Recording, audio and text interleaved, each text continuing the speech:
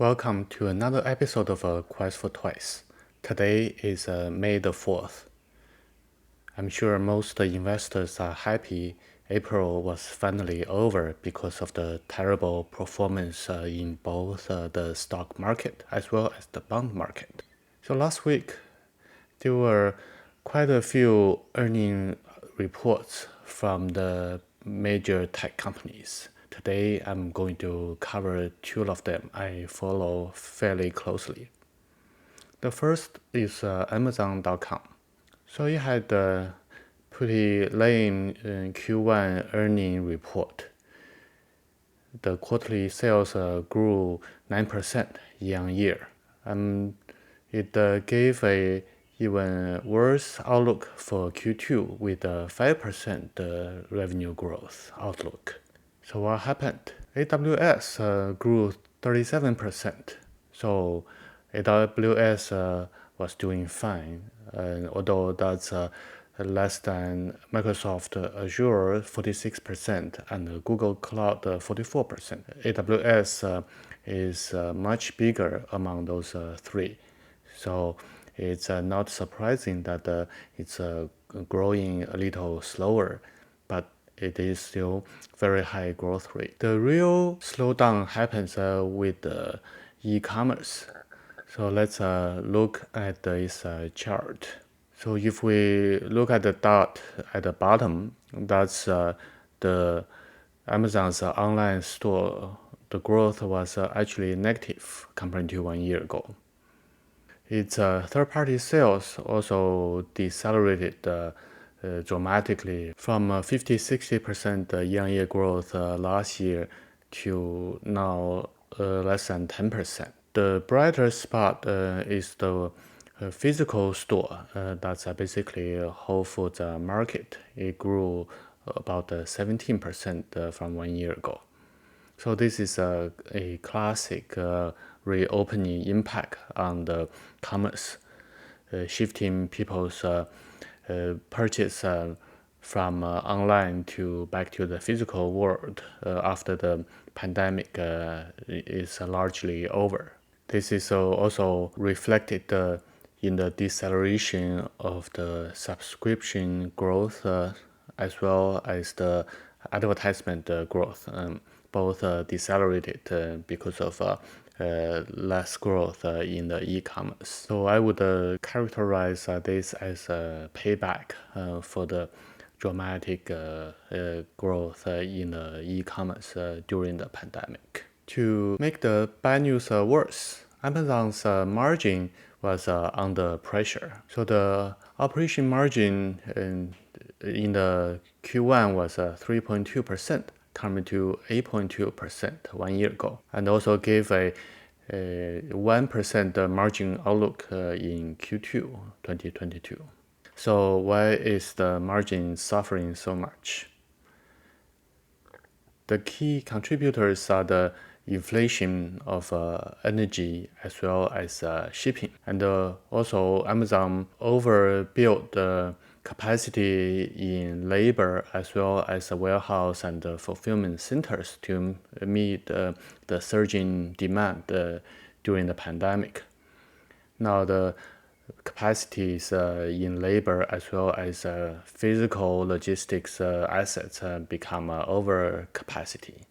So that's reducing the profit margin. What's interesting is if we look at the cost of goods as a percentage of sales, it's actually not that different from 1 year ago at about 57%. What really increased is the cost of fulfillment. So 1 year ago, it was around 15%. Now it's over 17%. So that's a reflection of the factors I outlined a moment ago in energy, shipping, fulfillment, labor, and assets. That's why Amazon's stock price was severely punished after the Q1 earning report last week. However, I'm not overly concerned. because the capacity versus demand is a dynamic picture. Maybe the current e-commerce growth is decelerating, but that's because of pandemic pulled the demand forward. So I believed in the long-term trend of growth in e-commerce, and eventually the demand will grow again and will grow into the current capacity. Then, in that case, Amazon's margin will recover. So I see this as a temporary issue. And now, with the recent stock price decline, Amazon's enterprise value over gross income is about 7.4 at $2,460 per share. That's the lowest valuation since 2016. So I think the Amazon's stock price has adequately reflected the near-term headwind. Once the overcapacity is worked through and the long-term trend in e-commerce growth resurfaces, then I think the Amazon's stock price will resume its upward climb. Meta Platforms, aka Facebook, also reported earnings last week, and Facebook stock price had a very significant jump up. So let's take a quick look at what happened. There was not much surprise on the revenue side. The Q1 sales came in about 7% increase from 1 year ago versus outlook of 3 to 11% given 1 quarter ago. And the current Q2 outlook is flat revenue compared to 1 year ago. So the business side is still decelerating. What really got the Wall Street excited was the number of users. So now the Facebook daily active users actually grew a little bit comparing to the previous quarters. Remember when the Q4 earning report came out, Facebook showed a small reduction in the daily active users, and its stock price was severely punished. Now it shows a small increase in the daily active users, and then the Facebook stock price was greatly awarded. So in terms of the headwind in the competition from TikTok and the lower ad price from videos, as well as users spend less time during reopening, those are still intact.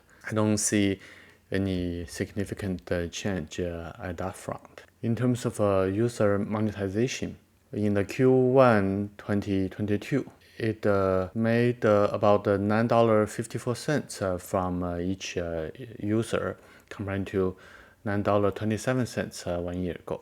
That growth is actually mostly driven by Asia Pacific and the rest of the world. In Europe, the revenue per user actually had a small decline, and in the North America, the revenue per user had a small increase. The much bigger increases came from Asia Pacific for about 10%, and even higher growth rate from the rest of the world. This confirms my previous assertion that the future Facebook revenue growth will come from user growth as well as the user monetization growth outside the US and Europe. So with really no material change in the business performance of Meta Platforms, why did the Facebook price had such a dramatic increase? In my opinion, that's really a reflection on the market inefficiency, because the Meta platform, i.e. Facebook valuations are so low.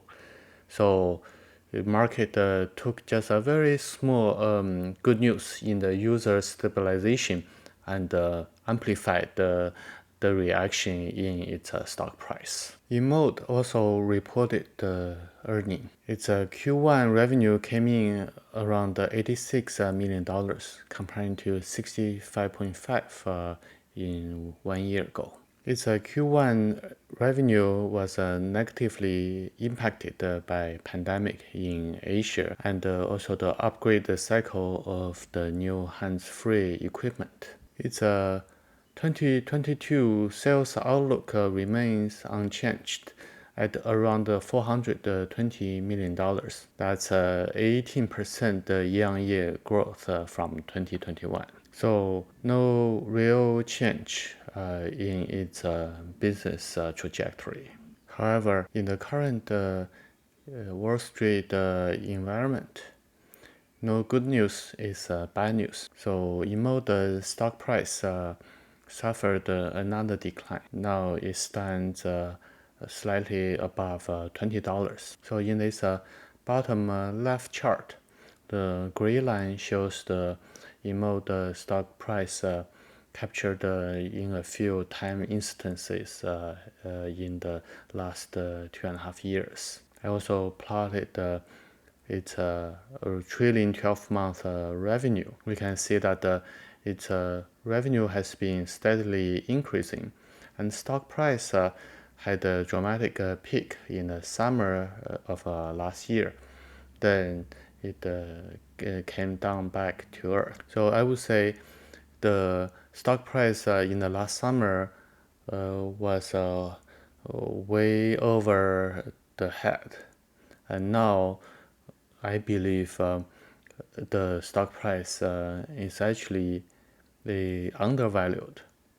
It's reflected by the PE of 13 and the forward PE of 12. So basically, the market doesn't give any credit for future growth. We can also see that in the bottom right, the price over sales ratio. Now the price over sales is at 5, comparing to about 10 at the end of 2019 before the pandemic, and over 20 at the end of last year. So I would say that the pendulum has swung back way too far in the undervalued side. So this concludes this episode of Quest for Twice. Until next time, happy investing.